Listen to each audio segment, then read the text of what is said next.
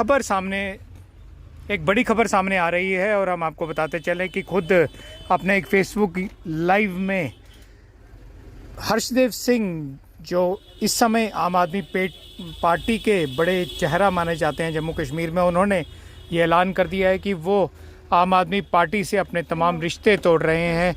हर्षदेव सिंह ने ये भी कहा है कि वो पैंथर्स पार्टी को जम्मू कश्मीर में एक बार फिर से बुलंदियों पे देखना चाहते हैं। पैंथर्स पार्टी में 3 बार एमएलए रह चुके हर्षदेव सिंह और फॉर्मर एजुकेशन मिनिस्टर भी रह चुके हर्षदेव सिंह ने क्या कहा, आइए जानते हैं।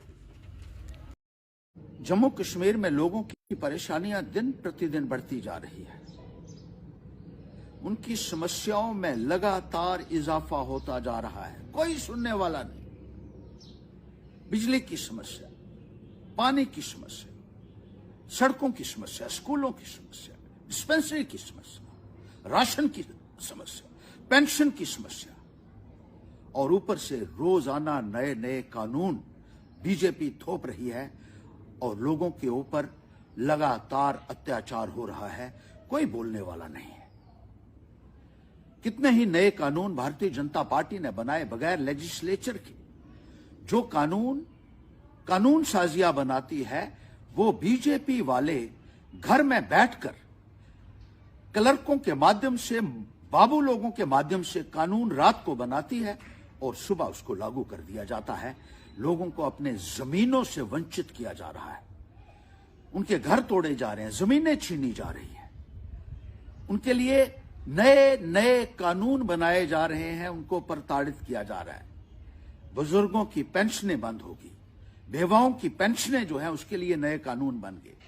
रोजाना नया आदेश आ जाता है, आज आधार कार्ड बना दीजिए, आज नए सिरे से इनकम सर्टिफिकेट बनाइए, आज पासबुक दूसरी ये बनाइए, आज डोमिसाइल नया बनाइए, आज फलां कागज बनाइए, आज फलां कागज बनाइए। और लोगों को जिस तरीके से प्रताड़ित किया जा रहा है वो अपने आप में एक बहुत बड़ी मिसाल है। कोई बोल नहीं रहा है। बहुत सारे लोग मेरे पास आए, अलग अलग जिलों से आए। इस समस्या का क्या समाधान हो सकता है? बीजेपी के सामने बोलने के लिए ये पार्टियां तैयार नहीं है। इनको अपना अपना इंटरेस्ट है कहीं ना कहीं। लोगों ने मुझे ये कहा, लोगों से मैंने पूछा, अलग अलग खित्तों से, अलग अलग जिलों से, किस तरीके से हम लोगों के हक को महफूज रख सकते हैं, किस तरीके से उनके हितों की सुरक्षा कर सकते हैं। लोगों का एक ही कहना था कि पैंथर्स पार्टी एक ऐसी आवाज थी जो लोगों के लिए खड़ी होती थी, और आप बुलंद आवाज में जब बात करते थे तो सरकार जो है वो हिलती थी, और सरकार को लगता था कि जो एक अन्याय हो रहा है लोगों के साथ, उसके ऊपर एक रिव्यू भी किया जाता था। लोगों का यह मानना है कि अगर पैंथर्स पार्टी को रिवाइव किया जाए, जब लोगों से मैंने पूछा क्या हल हो सकता है इसका, लोग यही कहते हैं कि पैंथर्स पार्टी को खड़ा कीजिए, इसी को जिंदा कीजिए, यही पार्टी लड़ेगी, वोट जितने भी मिलते हो उसके ऊपर। अगर आपको वोट चाहिए तो अलग बात है, लेकिन अगर आपको गरीब और मजदूर किसानों की लड़ाई लड़नी है, युवाओं की लड़ाई लड़नी है, तो इस प्लेटफॉर्म को मजबूत कीजिए। इस प्लेटफॉर्म से आप अपनी मर्जी से बात कर सकते हैं। इस प्लेटफॉर्म पर बोलने से कोई प्रतिबंध आपके ऊपर नहीं लगा सकता है, कोई डिक्टेशन लेने की आपको जरूरत नहीं होगी कि किस मुद्दे के ऊपर आपको बात करनी है।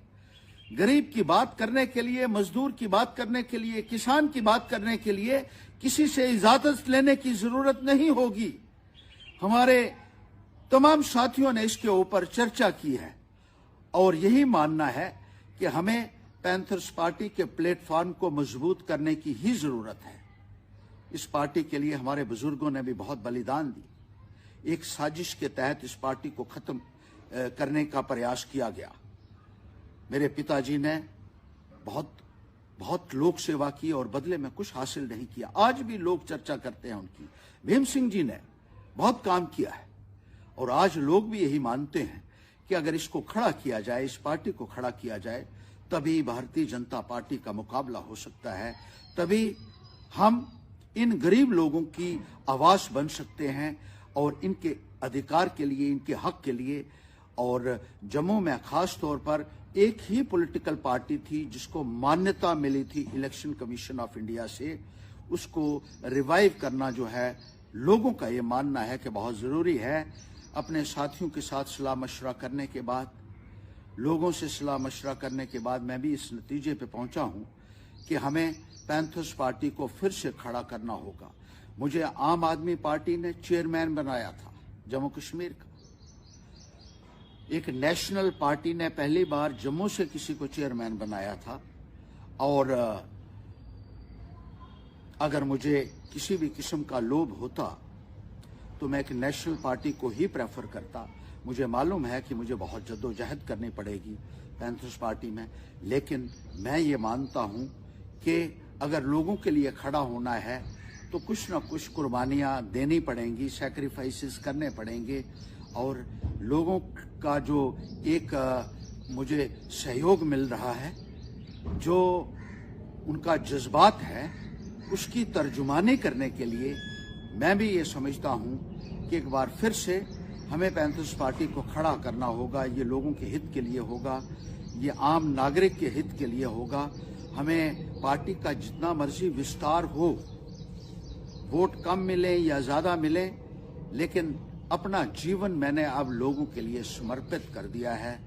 और वही पार्टी जिसके लिए हमारे बुजुर्गों ने कुर्बानियां दी हैं, हमारे साथियों ने कुर्बानियां दी हैं, बहुत सारे लोग इसमें जुड़े हुए थे, उन्होंने कुर्बानियां दी हैं, इसी पार्टी को आगे ले जाएंगे और इस प्लेटफॉर्म के ऊपर खड़ा होके लोगों की आवाज बनेंगे, लोगों के जज्बात की तर्जुमानी करेंगे। यही फैसला किया है मैंने। और मैं लोगों से भी यही कहना चाहता हूं कि आप सब इकट्ठा हो जाइए। आप आने वाले वक्त में हमें लड़ाई लड़नी है जुल्म के खिलाफ, जाति के खिलाफ, और जो भी अत्याचार हमारे लोगों के साथ हो रहा है उसके खिलाफ लड़ने के लिए यही एक प्लेटफॉर्म है जिसको हमें मजबूती देनी होगी।